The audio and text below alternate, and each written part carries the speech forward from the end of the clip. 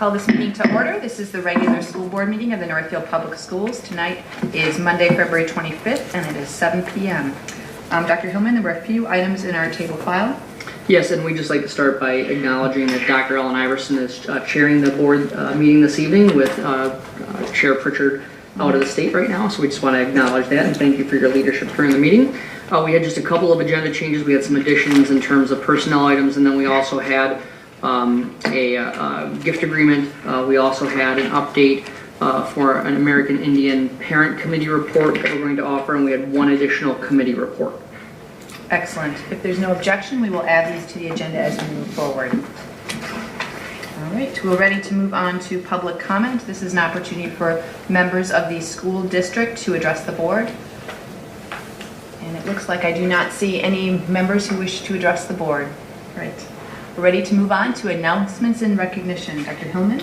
Yes, and I have a number of athletic-related announcements this evening for teams that have performed very well in their recent section tournaments and state tournaments. So we want to congratulate the 5 Raider gymnasts who qualified for the individual state gymnastics tournament or finals that were held at Mattori Pavilion at the University of Minnesota this past weekend.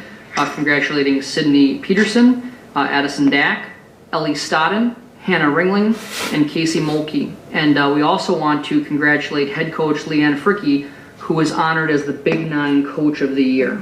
So congratulations to our gymnastics team who had an excellent year and 5 folks up at the state tournament. We also want to congratulate sophomore Libby Rust and senior Caroline Pritchard, who both qualified and competed at the state alpine ski meet finals, and those were held at Giants Ridge in Biwabik, Minnesota. So congratulations to Libby and Caroline. We want to congratulate Coach Jeff Staub and the Northfield Raiders wrestling team on quite a season. They earned as a team a trip to the state tournament, upsetting number 1 Owatonna. They wrestle in the first round this Thursday, February 28th at 9 a.m. at the Xcel Energy Center against Shakopee. We want to congratulate Coach Staub for being honored as the section coach of the year.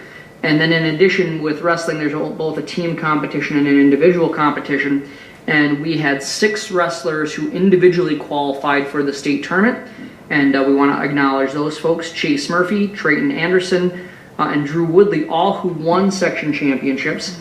And then Jake Messner, Jack Stanton, and Nick Lopez, who also qualified for the state tournament. So congratulations to them. We also want to congratulate Coach Doug Davis and the boys swim team for winning Section 1A. The team is headed to the state tournament this coming Thursday through Saturday. And Coach Davis was also named Section Coach of the Year. So the hardware just keeps on coming. And finally, a hearty congratulations to longtime girls basketball coach Tony Matheson, who earned his 300th career coaching victory last week. So congratulations, Coach Matheson. So those are your announcements, which is very typical for late February, wrapping up the winter sports season and seeing our teams perform very well. Excellent. Board members, any other announcements or recognition? Noel? A snow day causes unusual planning and execution for a lot of people, and it all starts with Dr. Hillman. So in recognition of what he does, we got to stand up for this one. It's a snow day. It goes to the job, just checking and creeping to check out the snowdrifts while the kids are still sleeping. You're up before dawn while streets are so crummy, and hours to go before you see sun's sunny. Dr. Hillman's out driving to judge the wind's fury while Jim and his team are clearing like, hurry! And Benjamin Buss, also part of the team to keep the kids safe. Of your work, we just beam. So thanks to you all. Your gifts are so ample. Keep working together. You're a classic example in school work. Well, thank you, Noel. That was very nice of you. It's been interesting to say the least, and we'll talk about that a little bit later in the agenda. All right. Any other announcements or recognition? No other poems? Thank you, Noel. All right.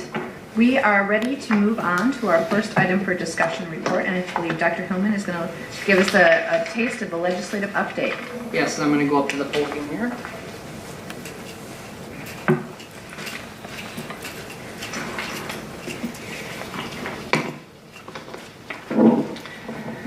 So it's typical this time of year that we provide a legislative update for the board because we're a little bit more than a month into the legislative session. And what we know is that the governor's budget came out last week. That's one of the first big steps forward. Last Tuesday, the governor announced his budget, which is the bulk of what I'm going to share with you for our legislative update tonight. A really important component happens later this week when the February financial forecast comes out. In fact, many targets in both the House and the Senate don't even get started until the February forecast is announced. So we're anticipating that later this week. So what we want to start off by talking about is the fact that Minnesota is the only state in the nation that has a split legislative body. So all other states who are bicameral, of course we have one state that is a unicameral government, but all states that are bicameral have one of their houses that is run by one party and the other house run by another. And so, all the other states except for Minnesota have the same party in charge of both of their houses. In Minnesota, we're the only state in the nation that has one body run by one party and the other body run by a different party. And why is that important? That's important because, of course, the legislative process is such that if we don't have bills that come through similarly in both houses, it's a lot of talk and no action. So you're going to hear bills that are being heard in the House, you're going to hear about bills that are being heard in the Senate. That's straightforward, and if you talk to folks in those bodies, they will say that it's good for discussion and it's good for keeping the ball on some issues moving forward, but they really have no hope of being signed into law unless there can be some compromise reached on those. So I think you're going to see some things that come up that don't end up being part of any deal late May, but at the same time we want to make sure that we keep an eye on those things because they can often foreshadow what is coming next time around. So tonight I really want to share with you the governor's budget because that's the biggest piece of legislation information that we have right now. And so in the governor's budget, he's called it One Minnesota, and we really like his thinking because he's suggesting that there be a 3% increase in the basic formula in the first year of the biennium and a 2% increase in the basic formula in the second. Of course, all of the legislative advocacy groups that we belong to, the School Boards Association, Schools for Equity in Education, Minnesota Association of School Administrators, we are all trying to push for 3% and 3%. The governor's budget has 3% and 2%, and that's a good place to start. Just so that you can take this to a local context, thanks to Val for crunching some numbers for us. As you remember, the financial forecast that Val gave in January suggested that our fund balance, our unreserved fund balance, would be at 14.28% at the end of the 2020-21 school year based upon our conservative projections of a 1% increase in each year. And with a 3% and a 2% increase, that means we would stay above our goal of 16% at 16.81% for 2020-21, and we'd be at 12.8% in 2021-22. Again, that pushes out any potential budget adjustments for another year, which just shows how important the basic formula is for us. The second piece is we've talked a number of times about the special education cross-subsidy, and just for clarity, the special education cross-subsidy are general fund dollars that we use to fund both, in my opinion, morally imperative and legally required special education services to students, but it's above and beyond what we get for special education funding. And we have a roughly $5 million cross-subsidy here in Northfield. The governor is not suggesting actually that we try to close the gap. The governor is suggesting that he's putting aside $77 million to prevent the gap from growing over the next 2 years. So in an interesting twist of coincidence, the state average cross-subsidy is $830 per pupil. Northfield's cross-subsidy is $830 per pupil. So in this case, we are right at the state average. The projection over the next 2 years is that the cross-subsidy would continue to increase, which is not a good thing, to $860 in year one and then $890 in year two. And so the $77 million that the governor is proposing is basically to try to maintain the existing special education cross-subsidy at that $830 per student. And as we've run the numbers, that translates to a total of about $265,000 for us over the next couple of years. And basically, if you really break that down, that's worth about 0.5% on the basic formula in each year for us. So if you take that cross-subsidy, you put it in the mindset of the basic formula, it's roughly equivalent of a 0.5% additional on top of the 3 and the 2 that have already been provided. They are also looking at increasing the school safety levy. And of course, as you remember, last year there was one bill that passed that really affected education. It was on the bonding side. There's about $25 million in school safety grants, and school districts applied for $250 million of school safety grants. We didn't get one. We applied, but we didn't get one. So in essence, what they're suggesting is a $9 increase to the school safety levy in the first year, and that would come in all state aid. In the second year, the governor is proposing to increase that again by $18, with half of it coming from state aid and the other half in a local levy. And so you know that, and that local levy would be equalized in the same way that the long-term facilities maintenance revenue program is. So again, they're using some existing models that they know work. We are also just thrilled to see the state recognize the value of full-service community schools. And so Governor Walz has a substantial amount of money in the budget to fund additionally full-service community schools. We are working hard to try to make sure that we are able to qualify. The federal requirements are different from what are in current statute right now. And actually later in the agenda, we're going to talk about achievement and integration funding, which we're very excited to talk about, that we actually might qualify for the first time. And that's an important piece to qualify for the full service community schools funding. The final piece that I think is important for us, I've included the governor's 4-page handout, but I've just tried to call the things that are most important to us. The final thing that is really seeming to have some legs, as I've talked with both of our Senate representative and our House of Representatives member, there's a bill to move forward with allowing school boards to renew existing voter-approved operating levies. And of the last 82 operating levy renewals presented to voters in Minnesota, all 82 of them have passed. And so even going back further than that, communities across the state at a very high rate renew operating levies. And of course, you all know that there's a cost to running an election, both in financial terms and in human terms of just the human resources it takes to run an election. And so this is a plank of Minnesota Association of School Administrators in terms of really trying to say, once the voters approve an operating levy, allowing a local school board to renew that operating levy without having to go back to the voters is basically what they're suggesting. It wouldn't mean that you have to, it would mean local boards would have that option. I've also seen some language that would include a potential reverse referendum, so that if a board chose to automatically renew an existing operating levy when it was set to expire, that of course, if there was a certain percentage of the electorate that petitioned to have it go to the voters, that could happen.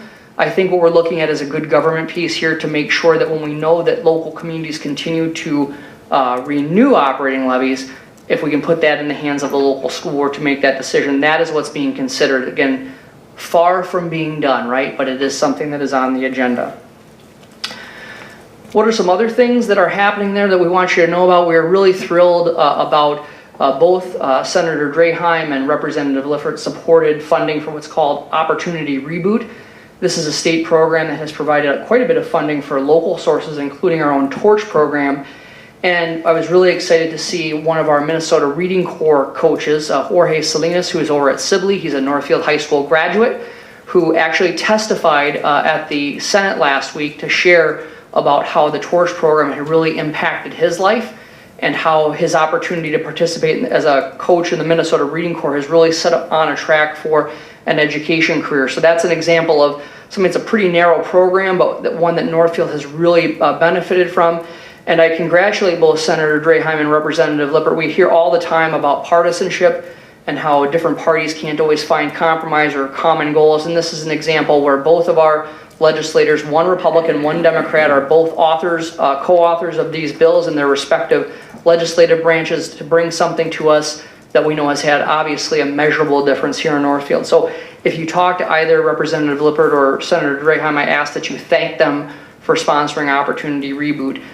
It's really a great program that has provided some needed funding for our Torch program and some other programs here in Northfield.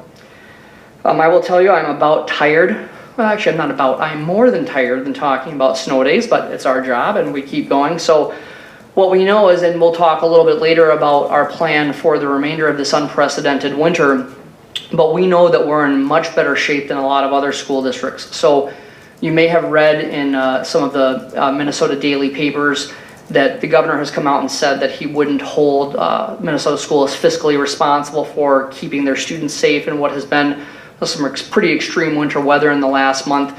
There's a number of questions about if the governor actually has the ability to do that, but what we know is happening in both the Senate and the House is there are what they call snow day relief bills that are being drafted. What we're hearing that the initial parameters are looking at least allowing Minnesota school districts to count the 3 days in January that were extreme cold.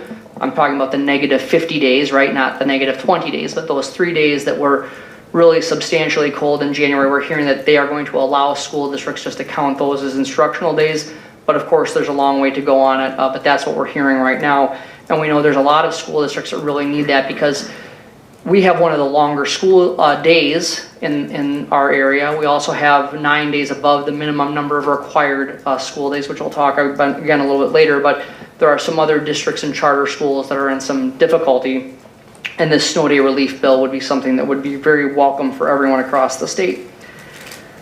Something we were very hopeful about was we are hopeful that this might have been the legislative session where we could add an inflationary factor to the basic formula. You've heard me talk a number of times about how the basic formula has not kept up with inflation over the last 30 years.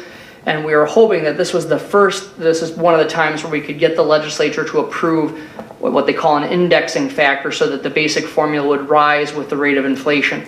A big piece is for that to be in the governor's budget. It was not in the governor's budget, so frankly, I don't think that there's a lot of chance, but that's something that we're going to continue to advocate for.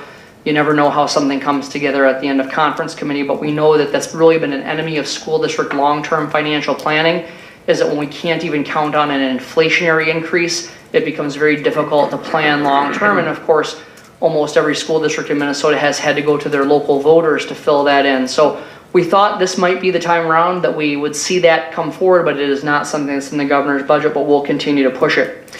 Also want to bring your attention to a farm to school bill that's being sponsored by Representative Lippert, and basically you've heard Director of Child Nutrition Services Stephanie Strummy talk about our farm to school program. That really is through the federal program, of course, that's child nutrition programs are governed by. This would be a state program of a few $1 million that would allow school districts to have almost a revolving loan fund, if you will, to be able to purchase produce from local vendors, from local farmers, use it in their schools to pay those local vendors, and it would cycle in that way. And so, again, we're quite a distance from the finish line, but we're really thankful to Representative Lippert for looking at that to say, yes, the federal government does have some farm to school kinds of programs, but really to bolster that in Minnesota and help us become a leader in that. So that's something that has a local tie that I wanted to bring your attention to. So an important thing that we do is work on legislative advocacy at this time of year. So just in the last week, I attended Representative Lippert's town hall meeting last Tuesday night. I also talked with both Representative Lippert on the phone last week and Senator Draheim this afternoon, just some regular discussion to say what's important to us and asking them, are there any things that are in their respective legislative branches right now that they could use our help in terms of providing information and those kinds of things. So we are really working on that tight relationship. We do visits to the Capitol with the Schools for Equity and Education, Minnesota Association of School Administrators. So we try to involve ourselves in the legislative process, and I'm really thankful for our two local representatives because they do seek our opinion and they really do listen to what our local needs are. And I do have faith that they're conveying those to their respective bodies at the Capitol. And then something different, we had a visit from Nate Fowler, who is a staff member for Representative Angie Craig's office. And he came to see me a few weeks ago just to get our input on things that are happening in the federal government. And what he shared with me is that Representative Craig is very serious about making sure that she hears what is happening back in the district. And he explained to me that the office here in Minnesota actually has more staffers than her office in Washington, D.C. And so he's given me his contact information. He's asked if there's any federal issues that we have, that we certainly reach out and contact him. And I said, really, from our perspective, there's one issue, is that if you could get the federal government to fully fund its 40% of special education, we would call that a win. And until that gets solved, there's very little else from a financial perspective that we have an interest in. And so we know that if right now they're about, I think at the last I saw we were down to 9%? It's 8 or 9. 8 or 9% of what the federal government is picking up of special education costs. Remember when the law was written in the 1970s, they promised 40%, and they've never gotten higher than 20 or 21% in that 20% range. And we've gone backwards over the past several years. So again, remembering that the state does most of the work that impacts us, and while the federal government has quite a bit of authority over us, the funding that we get from them is relatively minor comparatively to the rest of our funding sources. But if the feds were to fully fund their 40% part of special education, it would solve a lot of issues. And so we've been working with them to continue, and I know that Representative Craig, along with Representative Stauber from the Iron Range, are co-authors on a bill to increase the amount of federal government investment in that special education funding. So that is what I have for you here this evening, just a brief legislative update. Again, there's a lot of talk, but really until the February forecast comes out, that's what it is. It's good discussion, but we will really start to see some action next week. Mid-March, you start to see some of the first bill deadlines, that if a bill hasn't had a hearing by then, it's not going to get heard this session. But I'd be happy to take any questions. And I did include what we had gotten from the governor on his full education portion of his budget. That was included in the packet. So I don't have all the answers, but I'd be happy to answer any questions that people might have right now. Board members, questions? Rob? Do you foresee anything that would result in an unfunded mandate for us at this point? Many things. Many things. So I'll give you one example. And in fact, I had the chance to be part of Superintendent Jeff Elstead from Owatonna and I were a team talking at the MASA regional legislative breakfast in early February. And one of our tasks was to talk about unfunded mandates and how an unfunded mandate, even though it seems policy-like, is something that does cost. And so I'm just going to give you one example. I want to be clear, I'm not saying I agree or disagree with the bill, but this was the example that we used in Rochester. There was a bill to require school districts to teach cursive. Now, cursive is a beautiful thing, and I'm not saying it's good or bad, I'm just using this as the example. And when you read about the bill, the way that it's portrayed at the legislature is that this just takes a little bit of time per week. We'll actually allocate some money to try to purchase the curriculum, if they can get that part through. So it doesn't cost a lot, it doesn't take a lot of time. And I just walked through and explained, well, that might be the way it looks at a conference room in St. Paul, but the teacher has to plan for it. Even if the state were to provide a curriculum, which I would believe it when I see it, the teacher has to plan for that. That takes time out of planning for their other items. Then they have to implement it, and we have to take the time from somewhere. Our elementary day is one of the longer in the Big Nine, but at the same time, we are spending a lot of time on literacy because we have a goal of every child reading well by the end of third grade. We are spending a lot of time on mathematics, again, trying to develop that number sense and that mathematical thinking. We're making sure kids have 4 days of Phi-Ed every week. We are making sure they have music and library or media center and to become that well-rounded student. So where does, even if it's 25 minutes a week, where does that 25 minutes a week come from, and what do we give up in order to get it? And then when the teacher does teach it, anything that we teach, we have to evaluate, and we need to provide a student feedback. If we don't look at that work that the student has done and don't help them develop that skill, we might as well have not taught it in the first place. That does not happen in 1 minute. And in fact, if I have an average of, say, 25 children, and let's just say I only spend 2 minutes, which is not reasonable, right, per paper, now it's another hour a week that I have done evaluating that. So again, that's just an example. Again, neither good nor bad. There's a lot of positive things about teaching and writing cursive. I'm just using it as an example of folks who think, well, this doesn't take all that long and it doesn't cost all that much money. But when you actually break it down, it does, because our staff are paid for all of that. And they're also not doing something else that we have asked them to do as a priority moving forward. So there's always a number of bills that are similar to this. You can substitute that. But that's an example of a bill that I'm not sure whether it will go forward or not. But that's just one example of what an or underfunded mandate does to us. Again, very well intentioned. But again, when you actually put it into the schedule, it looks a lot different. Other questions? I have a couple. So one is a Minnesota question, the other one's a federal question. At the Minnesota level, in the packet you gave us, Dr. Hillman, from the governors, they talk about the retain and recruit quality educators, and there's the grow your own grants piece. Do you know much about what's new that's coming there? So we have not seen all of the details on that yet because, of course, this is the governor's proposal, but there isn't the accompanying legislation that we've seen as of yet. So we will be paying close attention to that because, as we just talked about before with the student who got to speak as part of the Opportunity Reboot, that is the kind of thing that we've been talking around here for a number of years, and so we'll be watching that very closely. But again, the details have not started to be developed quite yet. Great. And then my federal question is whether you heard from, I think it was Nate Fowler, Representative Craig from Representative Craig's office.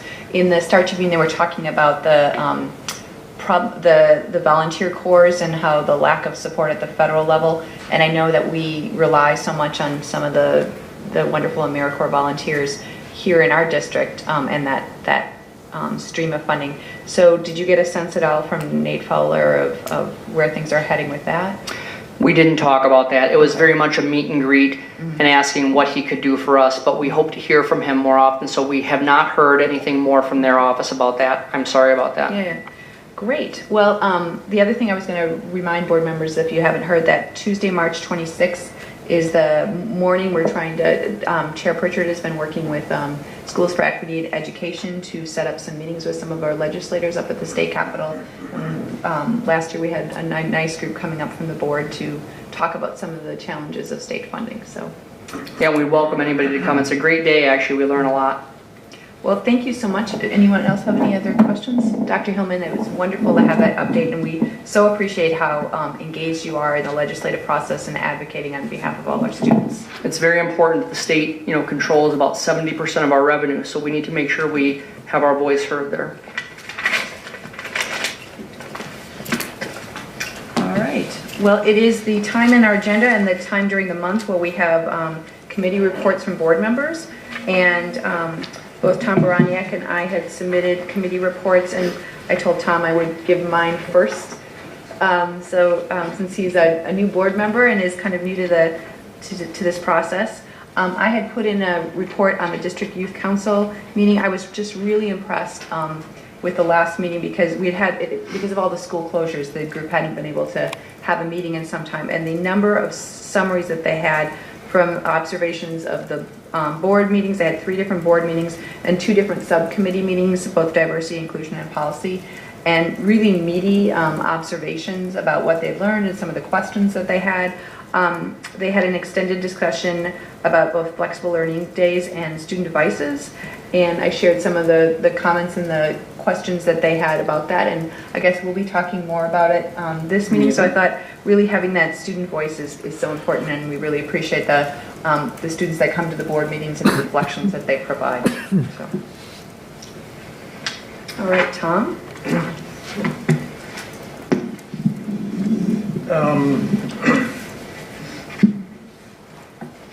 I attended my first Northfield Human Rights Commission meeting, and since there were some new members, Ben Martig, the city administrator, showed a video from the mayor and some others and gave a quick new commissioner orientation. That took about 20 minutes. And that was followed by Bruce King, the assistant to the president of the chief diversity officer at St. Olaf, and Joe Hargis, associate vice president for external relations and director of college communications at Carleton, discussing celebrating Indigenous Peoples Day in place of Columbus Day. That discussion is at the beginning stages, and they didn't really have an example of what they were thinking. But they did request an opportunity to discuss what the plan with the board. And there was also a discussion about Martin Luther King Day and the celebrations around that. Northfield High School student Chloe Thomas Green talked about the newly formed Black Student Union in the high school, which meets Flex Hour on Wednesdays, and it's open to anybody who wants to come, and my son actually has been attending that. She also brought up the recent racial incident at Owatonna High School where I don't remember the details, but she did mention that it was hard to find a lot of information about it. The meeting ran a little long, and so several other things were brought up towards the end, which are listed here. One of the interesting things was Ben Martig offered up the idea of a headset where non-English speaking people could put the headset on at a public event while they were being in real time having it translated. And that would cost, he said, $5,000 to $8,000, and it would be a community use device. And then the officers were elected. Marv Aldecantos, who's in the audience, was elected chair. Justin London was elected vice chair, and Angelique Dietz, secretary. And so that was that meeting. Wonderful. Well, thank you for sharing. And board members, it's always useful to have these committee reports and a part of our board agenda. I think he has a second one too. Oh, Northfield Forward that oh came in. right, that's right. In our table file, right? Thank you for the reminder. And so since this is a recent addition here, I'll just read it. So Monday night I had my first Northfield Forward meeting. The Northfield Forward met Monday evening, February 18th. This is my first meeting with the group. Dr. Hillman welcomed the members, which included a brief update on the continuing weather woes. The Greenville Park Reading Intervention PLC team members Lisa Nelson, Nicole Papke, Deb Tomford, and Gigi Tisdale presented an update on the strategy and initial results to improving reading scores at Greenville Park School. Highlights of the report are that this year, kindergartners are included in the assessment. There are regular 6-week check-ins to see if the reading plan needs to be tweaked. And through the use of DIBELS, which is dynamic indicators of basic early literacy skills, there are 1-minute fluency checks more often so that the teachers can get quicker progress updates. According to the DIBELS monitoring of the students, 100% are showing growth, 88% show growth at grade level, but only 54% are on or above their target aim line. The PLC team is going to evaluate the lower success with a target aim line goal and make adjustments. This program right now is unique to Greenville. The other elementary schools have their own versions optimized for their schools. It was noted that this year it is harder than usual for the elementary school teachers to get together to share ideas for their different programs. Following the PLC report, members of the group paired up and wrote comments in response to the first semester evidence of practice documents generated by the professional learning committees.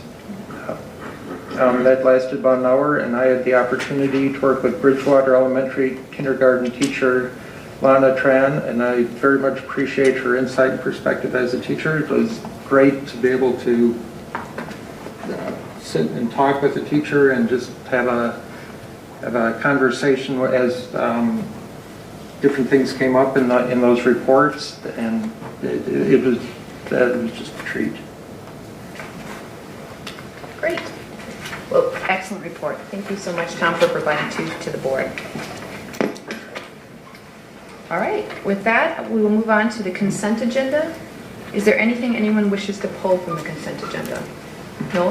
I don't want to pull it from the consent agenda, but I would have a question regarding the authorization to waive the ban of fireworks or ammunition on school district property or to permit the fireworks display on July 4th. Can that be specific to fireworks and not ammunition? Are we opening, the reason I'm asking the question is because we're giving a window of opportunity to someone who might want to discharge a firearm. I think the key thing there, Noel, is the fact that I'm just looking at the resolution here that's part of the, I'm going to look to Aaron because this is one we worked together on. Do you have the quick answer, Aaron? As far as we've never actually separated that. As far as we've always approved it as both fireworks and ammunition. I don't know if that is because some of the fireworks would be considered I think that is ammunition. the case. That is why we've had it in there. It's only allowed on that one day, so it's not. I understand what you're saying, Noel. About does it open us up to some other Well, and I think things the key, being used? But I don't know. I don't know if we've separated just because of the nature of the fireworks. well, and I think the key thing as well is the fact that it doesn't talk about, it's not authorizing weapons, no. It's not authorizing any of the things, but technically some of the firework pieces are considered ammunition, so it's for the purposes of the firework display. So even if someone were to take it in that way, we still don't obviously allow the devices that would discharge, those ammunitions in terms of allowing for the discharge of a firearm. This is very specific to the fireworks program. Right. Thank you. All right. So we're not going to have any items pulled from the consent agenda. With that, I would ask for a motion to approve the consent agenda. Moved by Amy. Is there a second? Seconded by Noel. All those in favor of approving the consent agenda say aye. Aye. Opposed? Same sign. Motion carries. The consent agenda is approved. All right. With that, we will move on to the items for individual action. And we have two different items for individual action in front of us tonight. The first is the 2019-2020 operating capital and long-term facilities maintenance budget. Yes, and what we're asking for tonight is approval of the operating capital and long-term facilities maintenance budget that were presented at the February 11th board meeting. And in the packet, you'll see the operating capital and long-term facilities maintenance budgets. And I know that Director of Finance Murdestor will be happy to answer any questions after there's been a motion in a second. All right. So yes, since that is an item for individual action, before having any further questions, I would like to have a motion on the table. Is there a motion to approve? Moved by Noel, seconded by Amy.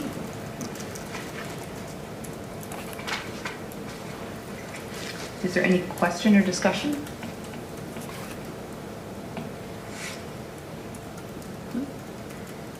All right. All those in favor of approving the 2019-2020 operating capital and long-term facilities maintenance budgets as written in the superintendent's recommendations, say aye. Aye. Opposed, same sign. Motion carried.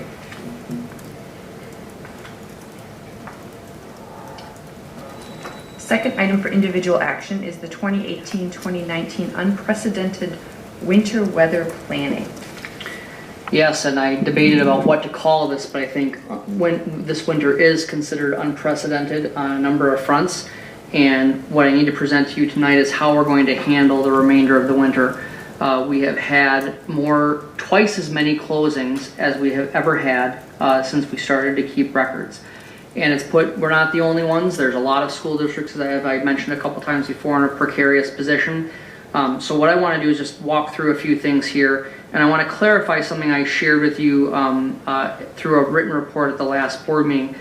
School districts have not gotten to this point in quite some time, and so there's actually been quite a few questions to the department from schools about what's in law around 165 minimum instructional days, and then there's also a minimum required number of hours. And the minimum required number of hours has always been what has been presented to us. In fact, most schools, if they have an issue with the minimum amount of instruction, it has to do with the hours and not the days.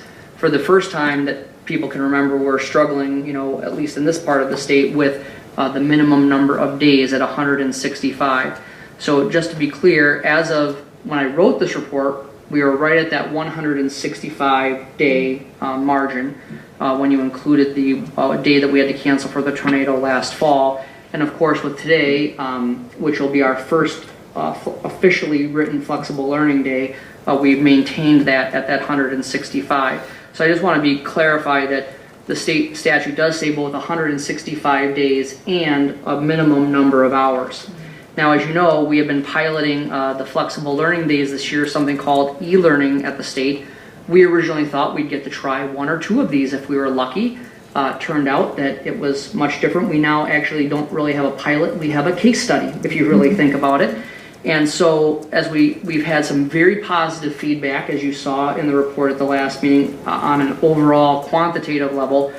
We also know that we are researching and digging deeper into how these days are really impacting a lot of different stakeholder groups, but the feedback that we've gotten has been, while there's some very positive things at the top, there's a few problems that we're looking to solve, that the practice is worthy of continuing moving forward.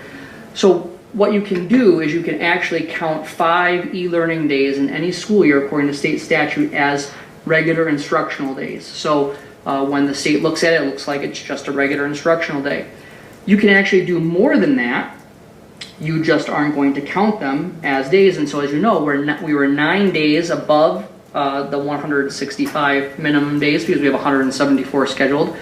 So theoretically, if you take those 9 days that were above the minimum number of instructional days and you add the 5 e-learning days, you could theoretically on paper have 14 days that you used e-learning days before you would get to the minimum threshold. No one wants to do that. That's not where we're going. We never want to have that many.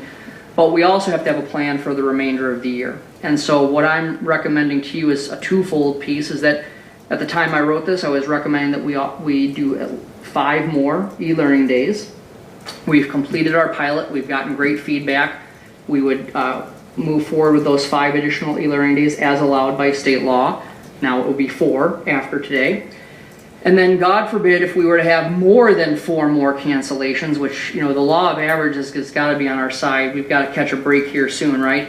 The fact would be then if we were to have more than 4 additional cancellations, then we would have to look to reschedule some student days on June 10th and or 11th. Now, this is like the shovel and the blanket that I have in my car that we hope we never have to use, and if we have it, we won't need it. But I think we need to take care of this in one fell swoop to have a plan for the remainder of the year. So again, what I'm preparing for the worst and hoping for the best is saying to you that we'll continue with our flexible learning day progress. We'll continue to use those through the amount that we're allowed to by state law. Make sure those 5 are counted, and then we'd still be at the 165. And then if we were to go beyond that, then we would have to reschedule student contact days on June 10th and 11th. I've mentioned before about the snow day relief in my previous report. I won't go into anything further in that. And then just in the packet, I also included the 2 relevant statutes about the length of the school year and about the learning days. And because we were planning it as a pilot, I have gone back and reviewed with our school district attorney, have we checked all the boxes for the statutory compliance, and he assures me that we have. So just wanted to bring that to your attention, that we've done our due diligence in making sure that we have followed all the appropriate protocols, even though we really hadn't planned on needing to. So I wanted just to share that with you transparently so you understood where we were at. And then I'm just asking that you approve this plan, with the flexible learning days and the potential makeup days should we need them, so that we know, people can know what to expect. And then hopefully as soon as we approve this, we won't need them. That would be the goal. So I'm guessing board members may have questions or discussion around this, but it is an item for individual action, so I would ask that we have a motion and a second on the table. Is there, Tom, motion to approve the superintendent's recommendation by Tom, and seconded by Rob. All right, discussion or questions? Amy? First, I want to thank you for all the work you did to make sure we're following the letter of the law as we go forward with this, and I'm also very impressed by the fact that we were just going to pilot this or try it out this year, trial day or 2, and your timing was perfect to have something in place that we could use. That I think has really, I think the community has really appreciated that as well. So thank you for all of that. You're welcome, and I think it's important to note that part of the requirements are that you work with your local teachers association, and we had a really great committee that included a number of staff, and Kevin Dahl, the president of our local teachers association, has worked hand in hand with us on this the whole way. Yeah, it's like you're blessed with timing to make it, you know, you had it all in Not sure I would place. call it that, but But I do have a question, because, well, I think this plan is great and I'm going to vote for it. I just want to also be thinking from the parent perspective for a minute. And I know the 10th and 11th are a Monday and a Tuesday. And I know there might be a few parents out there who have planned to whisk their kids away somewhere. What happens? I mean, they just take, that's not a problem, right? They're well, of course, we hope we never get to that point, because if we cancel another 5 days, I think we're all in real trouble. I mean, people are sick of winter now. Imagine that, right? But anyway, we have to plan for the worst and hope for the best, right? So yes, it is. There are times where a parent may take a student before the end of the school year, and I've actually had a couple of people ask about that. You know, about if we ended up having to make up days because of a result of this, because we're on uncharted territory in a lot of ways. And so what we've done is we would of course try to work with those students if they're a secondary student to adjust their final schedule and to work through that. And of course, parents of course can excuse their children for this kind of thing at the end of the year. So we'd of course work with people.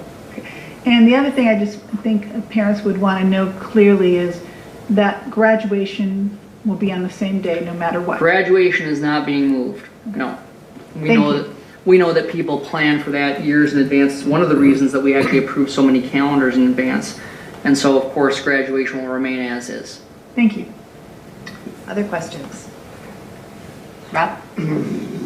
I suppose this isn't, well, this isn't really about this year, but I'm thinking we've had some very strange weather, but then again, we've also had in the past 10 years about 3 or 4 500-year floods. So I think climate is changing, and we might have to actually plan for this more in the future.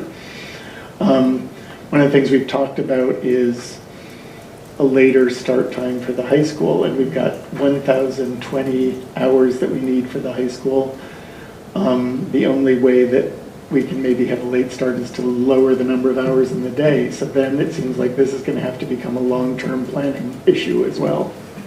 Yeah, I would agree, Rob. Now, Director of Teaching and Learning, Mary Grace Hansen, is chairing an initial steering committee looking at the feasibility of later school start times.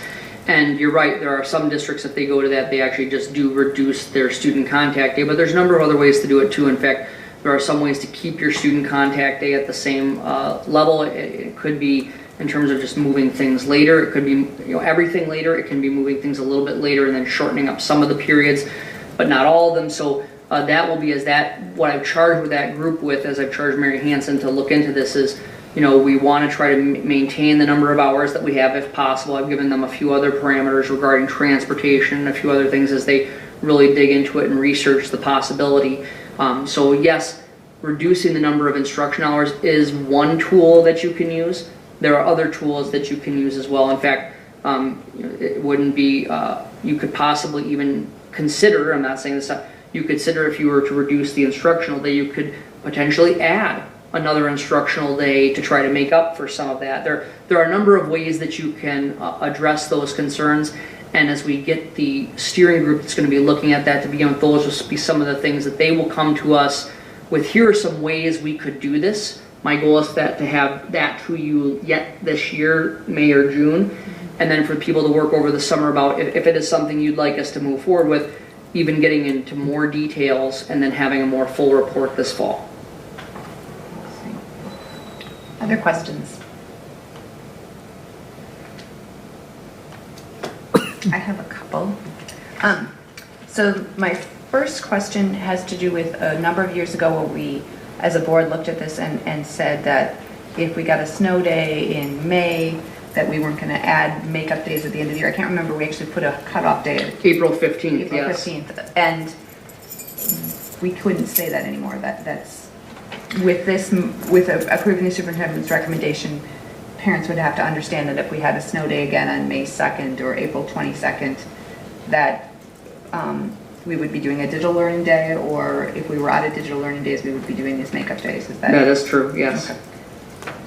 And then that also the other factor that we don't have yet, which could adjust the math of this, right, is if the governor forgives days. I mean, if the governor comes back and forgives days, that could potentially modify that just a little bit, but we have to operate in such a way that we can't assume that right now. And we potentially wouldn't know till like May 19th. Very or true, something. yes. So Okay. that's why I want to get ahead of this and have this plan in place, and then if we learn something in mid or late May, we can use that and adjust as we move forward.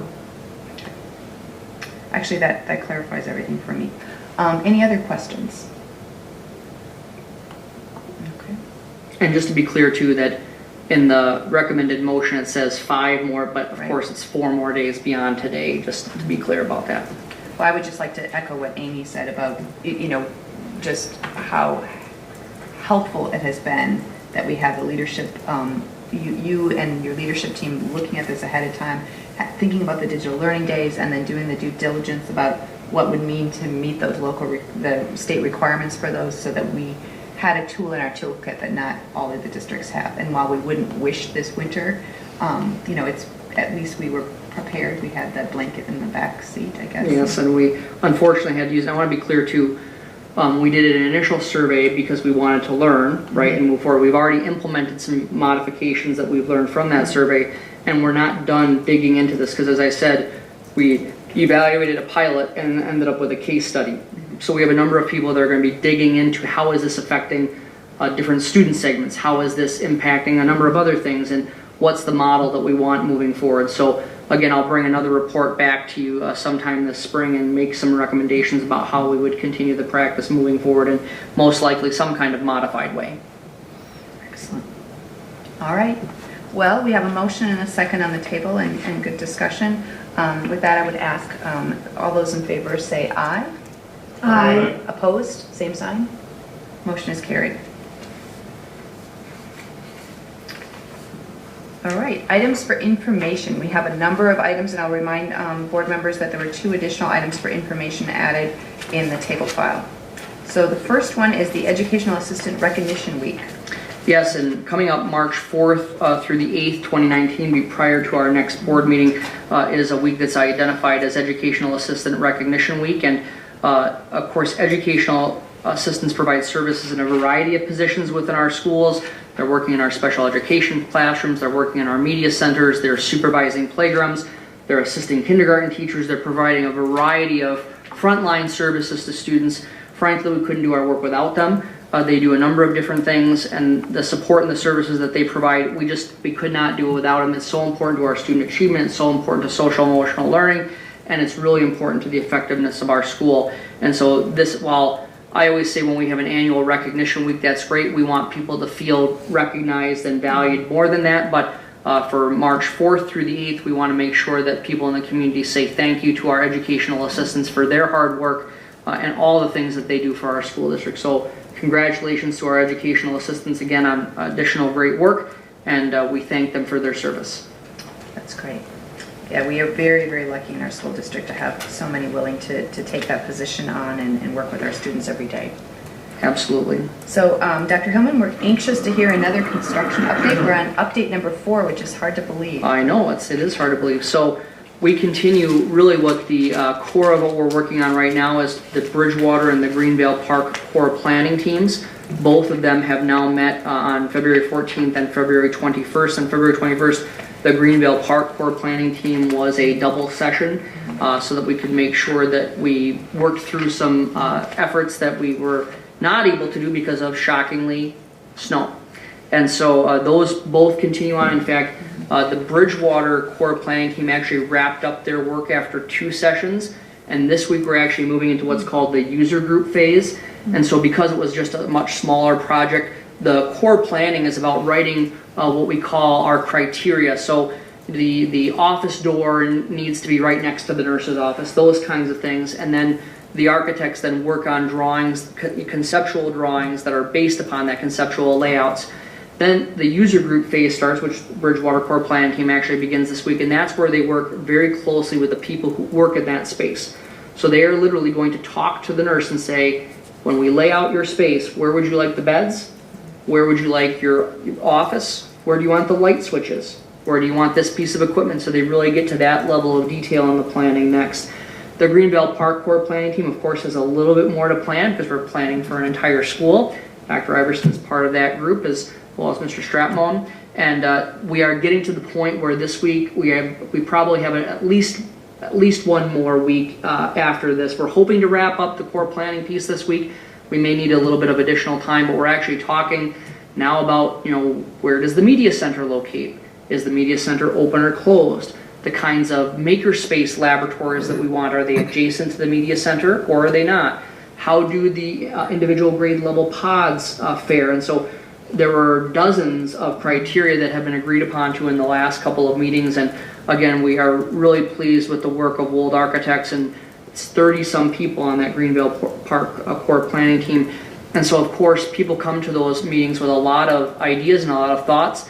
And of course, we can't meet what everybody's vision was. So it's really been a very positive process of helping people come to consensus to the best of their ability. Not that they can love everything, but they can live with it as we move forward. So again, a really good meeting last week, three-hour tour with a little bit of food there in the middle to keep people sustained, but it keeps moving forward, and it just doesn't get less exciting. It actually gets more exciting because you're starting to see some of the vision come to fruition, and it's a lot of fun. So thanks to everybody on those teams. Yeah, I guess I would echo that too. It's just really impressive to see the number of instructional staff and parents that are willing to put that, and with the snow days having to put sort of some longer days in, and it's been really productive.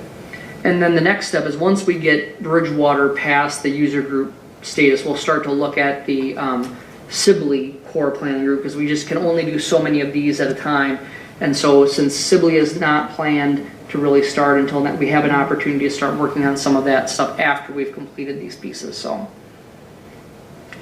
Well, excellent. This was it's really helpful to have these updates and knowing that Bridgewater sort of, it sounds like they have sort of an accelerated plan. So. Yes, it looks like we're hopefully, if everything goes well, we'll be bidding that project hopefully yet this spring and getting in the ground this summer, and possibly having that ready sometime next fall. It may not be ready for the beginning of school, but it does sound like it would be on track to be completed next fall, which would be wonderful, because that would be a project that we would have scheduled to be completed a year ahead of time.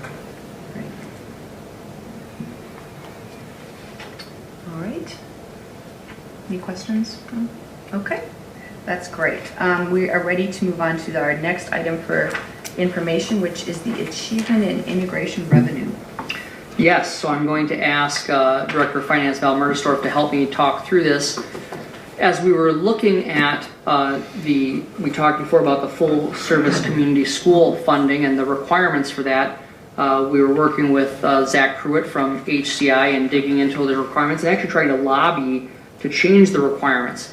And as we were getting into it, we were quite surprised, because we've asked over the years about whether or not we qualified for something called Achievement and Integration Revenue. And Achievement and Integration Revenue is really identified for racially isolated communities, so that there's some additional dollars that communities can get and to support if they are a racially isolated center within the state of Minnesota. And so there are a number of school districts that have received it. In fact, I just had a conversation with Dr. Richardson, former superintendent, last week, because I had asked him, I said, we found out we might be eligible for this, and he recounts when he came to the school district, he asked about our status because the previous district he had been in Osseo had qualified.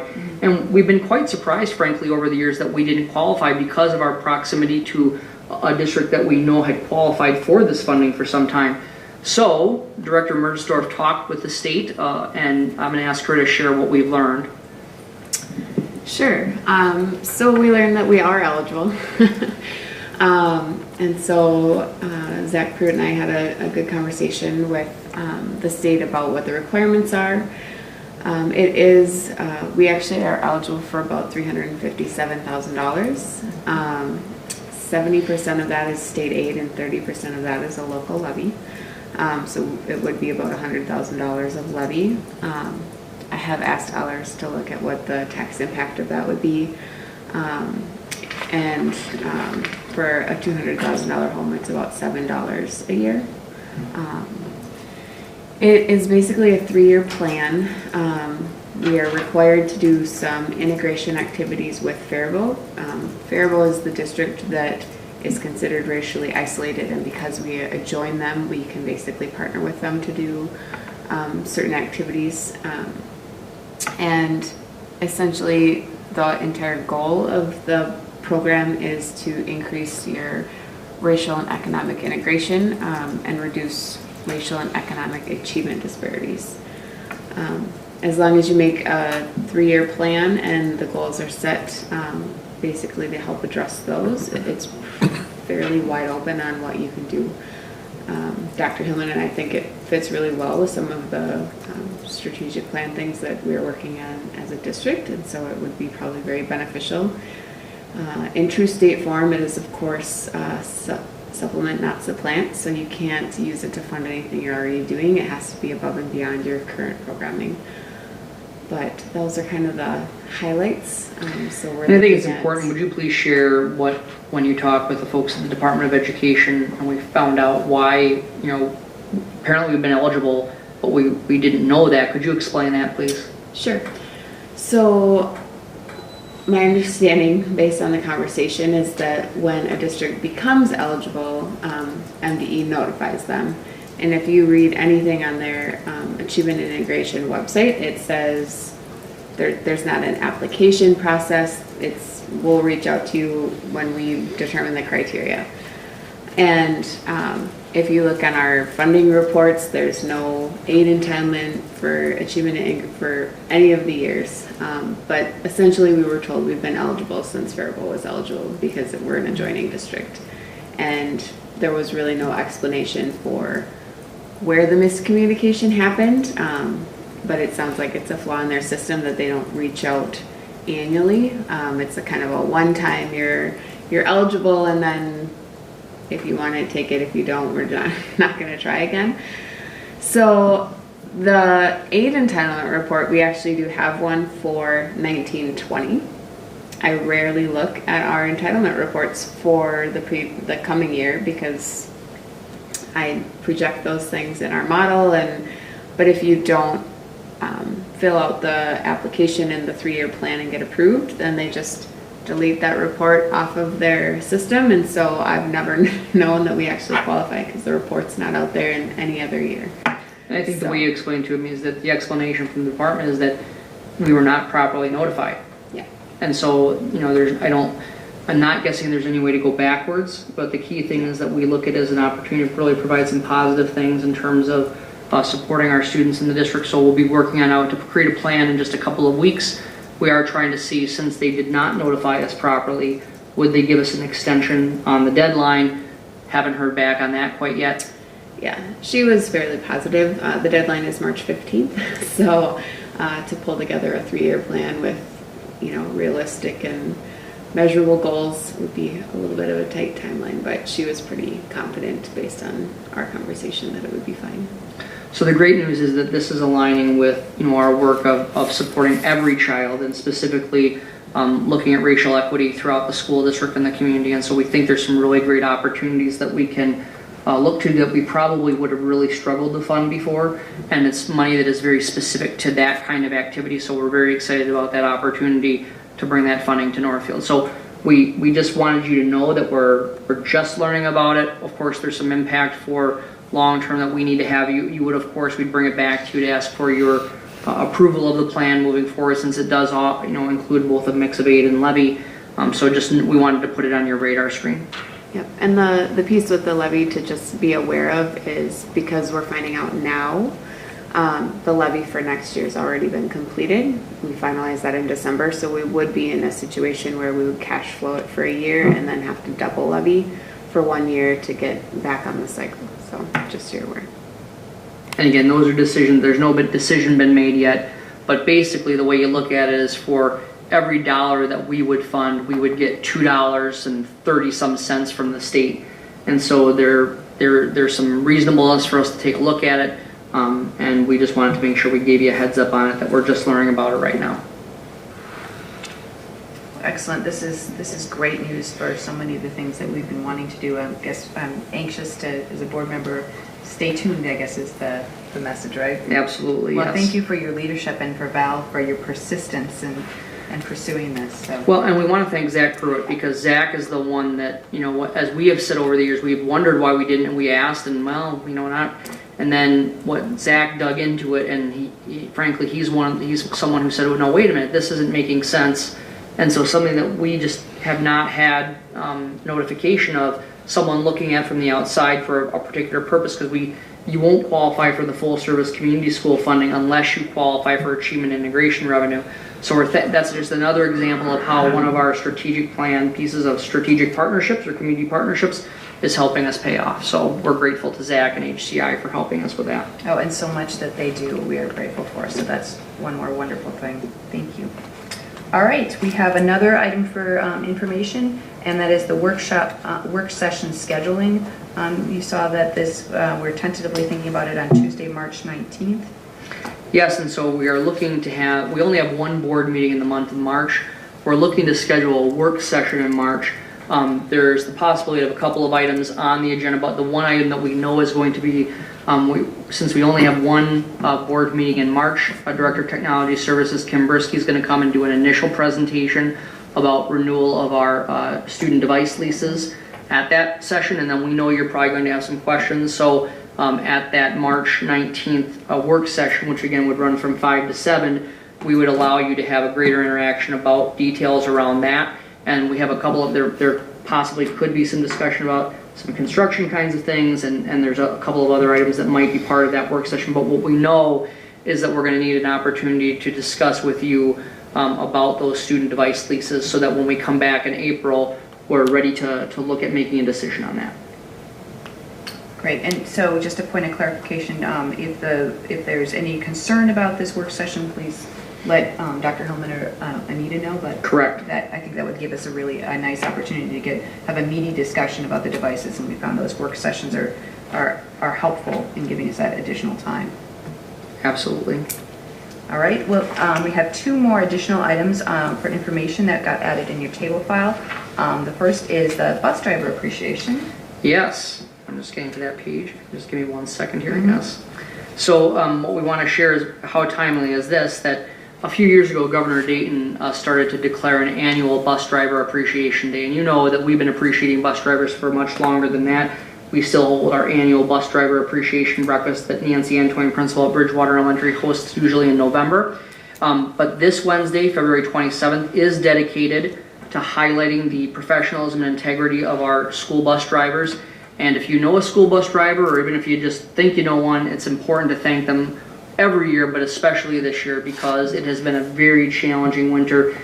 Even the days that we've been on in the last 6 weeks takes immense concentration, professionalism, and again, we are so thankful to have a great local partner in Benjamin Bus to work with, and it's just so important that we recognize our bus drivers. So again, officially this Wednesday across the state, we'll have some pieces on our social media, so just make sure that we are taking the time to thank bus drivers for their work. Excellent, yeah, so we really enjoy getting a chance to recognize them in November, but getting a second opportunity, particularly this year, is so important. Our next item that got added in the table file is the American Indian meeting, and you had more information for us on that. Yeah, so Director of Teaching and Learning Mary Hansen's coming to the podium, and she's just going to explain the American Indian parent meeting and the plan that is coming, because there's some money involved with that as well. Certainly. Thank you for the time tonight. For the past 7 to 10 years, what we have done is sent a letter to American Indian parents of American Indian students that they're self-identified in our Skyward system. We have not had a good turnout at our meetings, so this year we added the fact that I would make a personal phone call to each of the families. And it did pay off, because we did have a parent come to our meeting. So that was wonderful, and we had a chance, Dr. Hillman and I, to get her input on how she felt we were doing for her daughter, who is American Indian. And she provided us some information, and we asked how we could get more parents involved, and she provided us some information on that too. So as a result of having a parent attend a meeting, we were eligible to apply for a grant. And we are applying for the grant for $9,800, of which $9,000 will be used to purchase books on American Indian culture and characters that are American Indian to put in our media centers, and to have a parent planning meeting. And at this parent planning meeting, we will plan the event of when the books arrive. We can have a meeting and go, you know, yay, look at all our books, and have a fun evening for parents and families. And so moving forward, we hope to continue this in the fall, to have another parent meeting and have even more parents involved, and then perhaps apply for more grants. We have to have 10 students who self-identify as American Indian in order to have a parent meeting, and we have to have more than 20 in order to apply for grants. So that's the update. Are there any questions? And again, we just really wanted to give you a heads up about this in terms of, again, we've been trying for a number of years. We have a very small number of students in the district who self-identify as American Indian. We've struggled over the years to be able to recruit people to come to our meeting, and so I want to thank Mary for doing the additional steps so that we can make sure that we can reach out to this stakeholder group and ensure that they feel that their children are being well supported within the school district. Board members, questions? Amy? I know you're just starting your foray and making connections with this group, but do you have a sense that they're connected to each other, or are they just pretty much individual families? I think they're pretty much individual families. And we did have one other parent come forward and say they were interested, so we're hoping that at our parent meeting in April, May, depending on when we have snow days, that we'll have at least 2 people attend.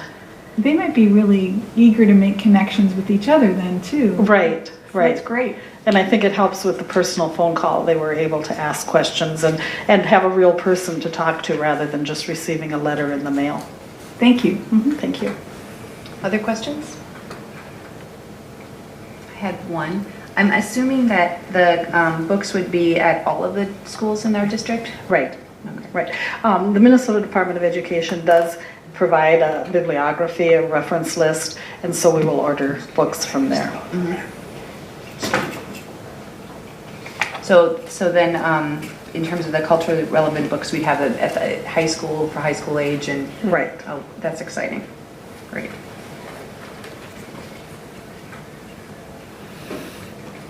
Okay. Thank you. Thank you, Mary.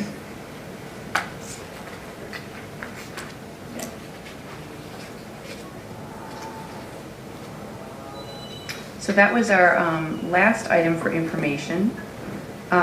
We do have the future meetings on our calendar. What we will end up adding is, if it ends up working out for board members, that work session that we mentioned on March 19th, we'll end up adding that as an additional. And so once again, get back to Dr. Hillman if you have any concerns about either the date or the time, and noting that it's at 5 o'clock start. It seems like being able to do an earlier start and will be fresher for everyone.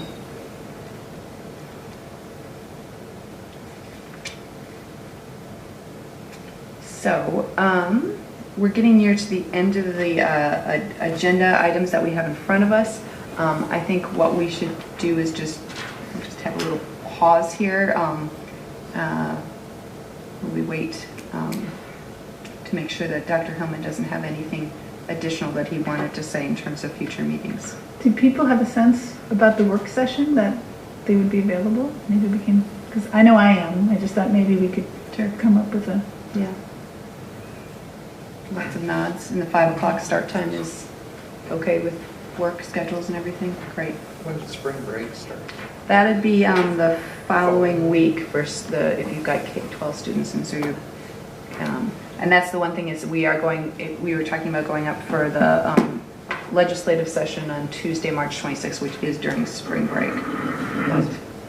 Yeah, I've done that the last 2 years, and it's interesting to get a chance to talk to our representative and senator and, find out what's going on up there. And they always make time for us, and we get a chance to really talk to them about anything. So, and let me take a picture, and often the Northfield News will print our picture. But we usually get a little bit meatier discussion on where some of the bills are going to that we read about or hear about. and why they're so important, the impact that, decisions that they make will have on our community and on our school district, and just the details that you might not go into in a letter or a phone call, but are easier to get into one-on-one. And last year, I know one of the things that we were concerned about was school safety. We're always concerned about school safety, but that was one of the things that we really highlighted. So I'm planning on going up. I think I'm going to try. I have a big event the next day, so. And I know board chair Julie Pritchard is going to be going up. So I guess if those of you have any things that you want us to raise as part of Northfield's going up to the state capitol, that would be great. Dr. Hellman said he doesn't have any other things to add. Great. All right. Thank you. All right. So we have the future meetings. We talked through the upcoming board session, and it sounds like we shouldn't have any trouble with, and it'll be a really good opportunity to have that meeting discussion about our devices. That'll be after the March 11th meeting, so we still have one more board meeting before we get into that work session. So with that, I would ask board members, is there a motion to adjourn? Moved by Amy. Seconded by Rob. All right, any discussion? All those in favor of adjourning the meeting say aye. Aye. Opposed, same sign. Meeting is adjourned.